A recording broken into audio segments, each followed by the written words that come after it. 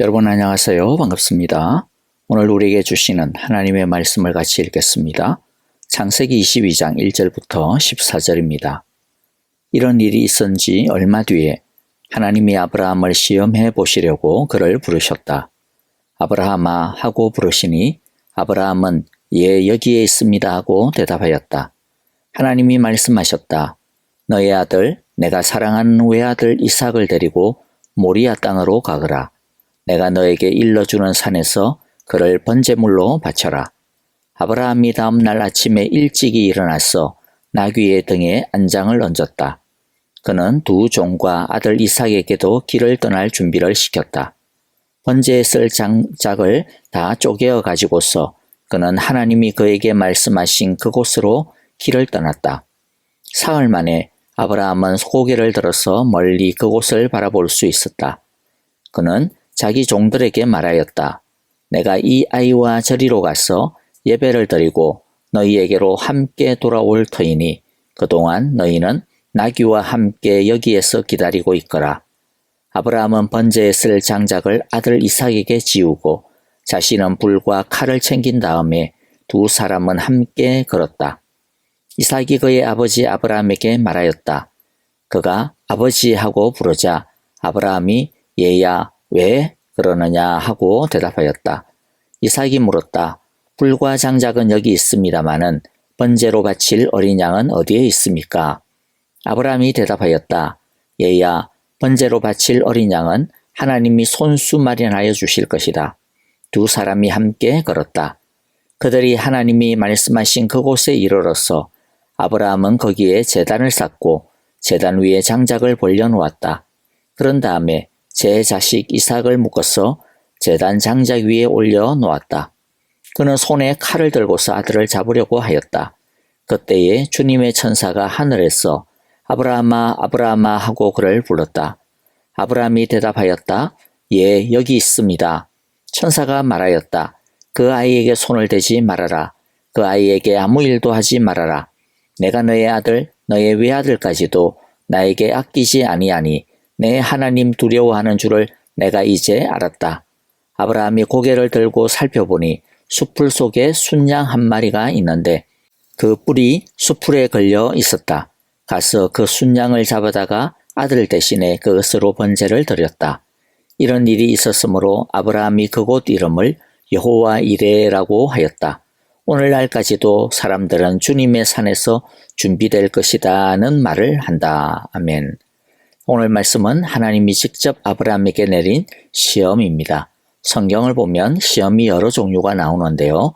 아브라함이 당한 시험은 사람이 당할 수 있는 시험 중에서 가장 어려운 시험이라고 할 수 있습니다. 아브라함의 시험은 당시 아브라함의 입장에서 보면 밑도 끝도 없는 것이기 때문에 더더욱 어려웠을 것입니다. 오늘 먼저 살펴볼 것은 아브라함이 당한 이 시험의 성격에 대해 잠깐 살펴보고자 합니다. 대부분의 시험은 자신이 잘못해서 받는 징벌적인 어려움이든지 아니면 자신은 아무 잘못이 없기는 하지만은 다른 어떤 외부적인 요인으로 인한 것이든지 그 어려움의 원인을 어느 정도가 알 수가 있습니다. 그래서 자신의 잘못으로 인해 받는 징벌적인 시험이라고 생각이 되면 회개하고 하나님의 용서를 구하면 되고 만일 죄로 인해 받는 징벌적인 시험이 아니라 다른 요인으로 된 것이라면 하나님의 때와 방법을 구하면서 기다리면 됩니다. 그런데 아브라함이 지금 당하고 있는 시험은 도무지 왜 이런 말씀을 하시는지 그 이유를 찾아보기가 어려운 말씀입니다. 도리어 이게 진짜 하나님이 하시는 말씀인가 하는 의심이 될 만한 것들이 더 많습니다. 적어도 세 가지 면에서 충분히 의심할 만합니다. 첫째는 하나님은 이삭을 바치라고 하시면서 그 이유를 전혀 설명하지 않습니다. 부모가 아이를 때리더라도 납득할 만한 이유가 있어서 때리는 건데 그렇게 말하고 때리는데 하나님은 전혀 납득할 만한 이유도 설명하지 않고 말씀합니다. 그러므로 이 명령의 타당성과 진위는 충분히 의심이 될 만하죠. 둘째는 이 명령은 하나님의 원래의 성품과 맞지가 않습니다. 사람을 잡아서 번제로 바치는 것은 하나님의 성품과 맞지가 않는 것이죠. 셋째, 이 명령은 하나님의 약속과도 일치하지 않습니다. 하나님은 반드시 이삭을 통해서 후손을 주실 것이라고 했습니다. 오직 이삭만이 아브라함의 씨가 될 것이라고 했습니다. 그런데 갑자기 이삭을 죽이라고 하니 이것은 하나님 자신의 말씀과 모순이 되는 명령입니다. 그렇기 때문에 이 명령은 충분히 의심할 만하고 또 따르지 아니할 수 있는 합리적인 이유가 될 수도 있었습니다. 하지만 이 말씀은 분명히 하나님께서 주시는 말씀이었습니다. 그래서 남는 것은 딱 한 가지 반응밖에 없는 거죠. 이유를 알 수 없지만 하나님이 말씀하신 것이니까 말씀을 믿고 하나님의 말씀에 순종할 것인지, 아니면 납득할 수 없기 때문에 아무리 하나님이 말씀하셨어도 따르지 않든지, 결국 이 시험의 목적은 단 한 가지임을 우리는 알 수 있습니다. 이해할 수 없는 상황에서도 너는 하나님을 믿어야 한다. 자신의 최고의 것을 잃는 한이 있어도 너는 하나님의 말씀만을 신뢰하고 순종해야 한다라는 것이죠. 자, 이제 우리가 이 납득이 안 되는 하나님의 명령에 아브라함이 어떻게 하는지를 살펴보겠습니다. 아브라함은 순종합니다. 이 순종이 쉬웠을 것이라고 생각하면 안 됩니다. 아브라함이나 우리나 똑같은 인간성을 지닌 사람입니다. 자, 그런데 그럼에도 불구하고 아브라함은 어떻게 이 시험에 순종할 수 있었을까요? 여러 도전이 있었을 텐데 아브라함은 어떻게 온전히 믿을 수 있었을까요? 믿음으로 순종하기 위해 그는 무엇을 어떻게 하였는지 우리 함께 살펴보겠습니다. 이것을 통해 우리는 순종하는 믿음, 능력으로 역사하는 믿음을 가지려면 어떻게 해야 하는지에 대해 배워볼 수가 있을 것 같습니다. 첫째는 아브라함은 순종하는 데 있어서 장애가 될 만한 것이 무엇인지를 정확하게 알았고 그 장애를 극복하기 위해 적극적으로 움직였습니다. 말씀에 순종하는데 온갖 이유와 핑계와 변명과 방해거리들이 생깁니다. 그것을 미리 파악하고 준비하고 과감하게 움직이지 않으면 순종하는 것은 굉장히 어려워진다라고 하는 것을 우리는 잘 알고 있습니다. 아브라함에게는 어떤 방해가 있었고 어떻게 그 방해를 돌파하고 있는지 우리 살펴보겠는데요. 첫째는 무엇보다도 가장 큰 장애물은 자기 자신이었습니다. 그래서 아브라함은 즉각적으로 순종합니다. 이삭을 바치라는 하나님의 말씀을 받은 것은 밤중이었던 것 같습니다. 3절에 보면 아브라함은 그런데 다음날 아침 일찍 일어나서 길을 떠날 준비를 하고 지체하지 않고 서둘러 길을 떠납니다. 왜 아브라함은 이렇게 급할 정도로 즉각적으로 순종했을까요?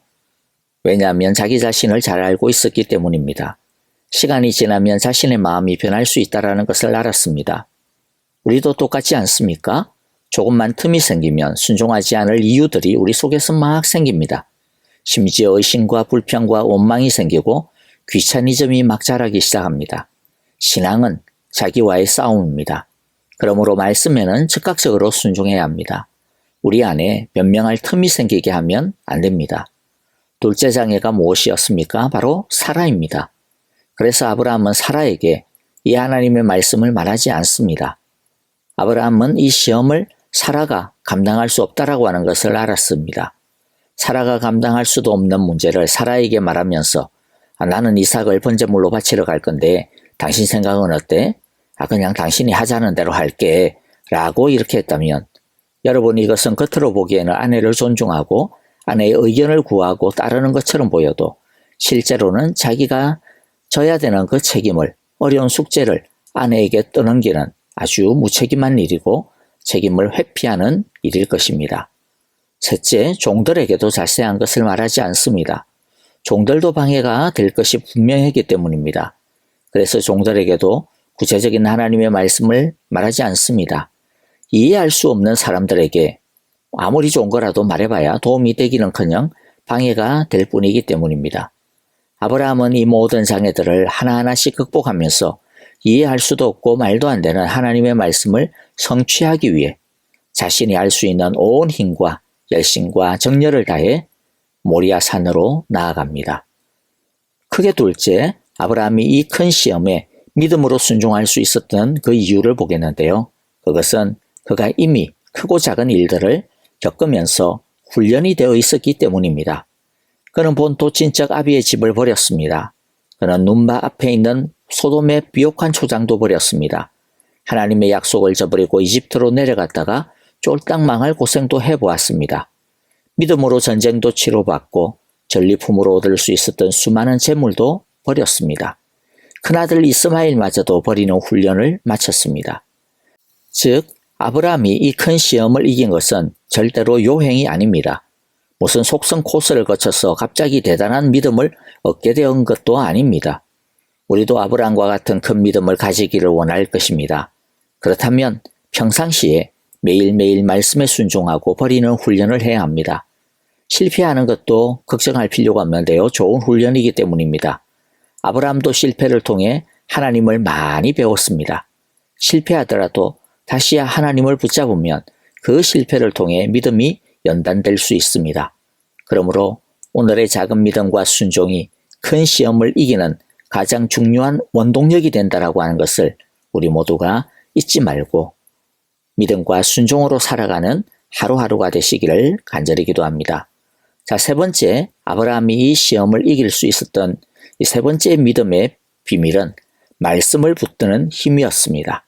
약속의 씨로 주신 아들을 이젠 자기 손으로 죽여 바치라는 이 납득이 안 되는 모순된 하나님의 말씀을 푸는 열쇠는 다른 데 있지 않고 하나님의 말씀에 있었습니다.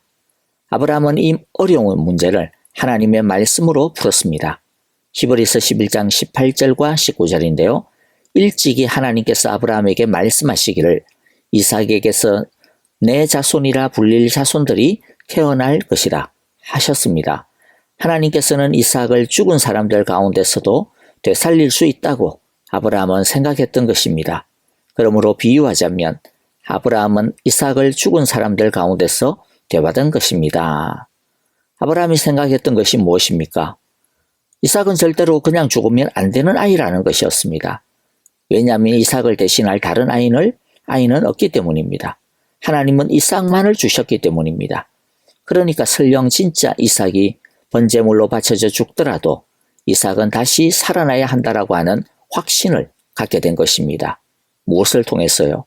하나님이 일찍이 주신 말씀을 기억함으로써 그 말씀을 붙들므로써죠. 아브라함이 일찍 묵묵히 길을 떠날 수 있었던 것은 마지못해 떠난 것이 아니었습니다.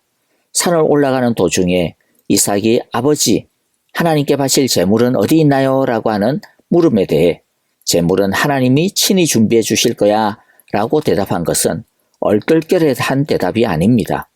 제물은 하나님이 준비하신다, 이것은 이 모든 것은 하나님께서 알아서 하실 것이라는 믿음의 답변이었습니다. 자신은 정확히는 모르지만 무슨 일이 어떻게 일어날 것인지는 잘 모르겠지만은 그러나 확실한 것은 분명해 그것은 이삭을 하나님께서 주신 것처럼 그 모든 것이 하나님이 하셨던 것처럼 이 제물을 바치는 일도 하나님이 하고 계신다. 하나님이 일하고 계신다라고 하는 것이었습니다. 아브라함은 하나님의 말씀을 붙들므로써 시험이 시험되지 않게 했습니다. 어려운 상황 속에서도 하나님께 불평하지 않았고 자기 속에 있는 더러운 죄성이 나와 제멋대로 활동하지 않게 했으며 오히려 이것을 누르고 자신을 굴복시켜서 하나님의 말씀이 이루어지게 했습니다. 말씀 안에 해답이 있음을 꼭 기억하기를 바랍니다. 자, 이제 말씀을 마무리하겠습니다. 우리가 14절까지는 읽었는데요. 오늘은 8절까지만 보고요. 내일 계속해서 살펴보겠습니다. 현실을 살아가면서 우리도 많은 갈등을 겪습니다. 아브라함과 같은 이런 큰 시험은 아니라 하더라도 크고 작은 갈등을 겪습니다. 그 갈등은 우리의 믿음을 시험하는 도구가 되고 기회가 됩니다.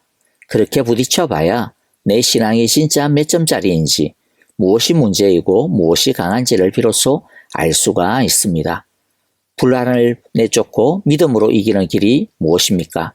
나의 모든 비전과 불안 앞에서 생명을 걸고 하나님의 말씀을 붙드는 것에 있습니다. 그러면 세상이 곤두박질 쳐도 우리는 살 수 있을 것입니다. 우리는 불안하기 때문에 다른 것을 붙잡으려고 하는 습성이 있습니다. 그러나 그런 것은 결국에는 세상과 함께 곤두박질 쳐질 것들입니다. 말씀을 붙드는 것만이 시험과 유혹과 갈등을 이기는 길이요 힘입니다. 말씀을 붙든다고 하는 것은 성경 속에 들어있는 모든 말씀을 한 구절 한 구절 온 힘을 다하여 신실하게 밝혀나가며 성경 속에 있는 진리를 드러내는 일을 자신의 사명으로, 교회의 사명으로 생각하는 것입니다. 제가 매일 예배를 강조하는 이유가 여기에 있습니다. 매일 예배를 통해 성경 전체를 짧은 시간이지만은 할 수 있는 한 드러내보고자 하는 저의 비밀을 말씀드렸지 않습니까? 왜 그것이 비전이냐면 우리 가운데 하나님의 말씀이 밝혀지고 하나님의 말씀이 신실하게 설교가 되어지며 우리 모두가 그것을 아주 소중한 비전으로 삼을 때 그때 비로소 우리가 살 수 있기 때문입니다. 여러분, 그러므로 우리가 하루하루 예배드리는 이 시간을 형식적으로 드리지 맙시다. 예배드릴 때마다 하나님의 말씀이 밝혀져야 내가 살고 내 새끼들이 살고 교회가 살고 이 나라가 살 수 있다. 하나님의 말씀이 밝혀지는 그 자리에 내가 반드시 있어야 된다라고 하는 이러한 비상한 각오와 절박함으로 하나님의 말씀을 붙드는 우리 모두가 되어지기를 간절히 바랍니다. 하나님의 말씀 안에 답이 있습니다. 하나님이 주시는 문제는 언제나 말씀 안에 답이 있습니다. 보혜사 성령님께서 우리 마음속에 하나님의 말씀을 생각나게 해주실 것입니다. 그러므로 눈에 보이는 현실보다 나의 경험과 이성보다 하나님의 말씀을 붙드는 우리 모두가 되시기를 기도합니다. 그러면 죽더라도 살 것입니다. 아멘. 오늘의 말씀 마음에 새기면서 우리 함께 찬양하면서 기도하도록 하겠습니다. 말씀으로 시험을 이기며 말씀으로 살게 하소서. 말씀만이 생명입니다. 주의 비밀을 알려주소서. 주의 믿음으로 주님의 말씀을 따르겠습니다. 우리 함께 이 시간 간절한 마음으로 기도하고요. 우리 아프신 성도님들 여러분들 생각하시면서 기도해 주시고요. 특별히 우리 이진구 집사님 방사선 치료 이제 받으실 텐데요. 여러분들 위하여서 회복을 위하여 온전한 치료를 위하여 기도해 주시면 고맙겠습니다. 우리 함께 기도하겠습니다.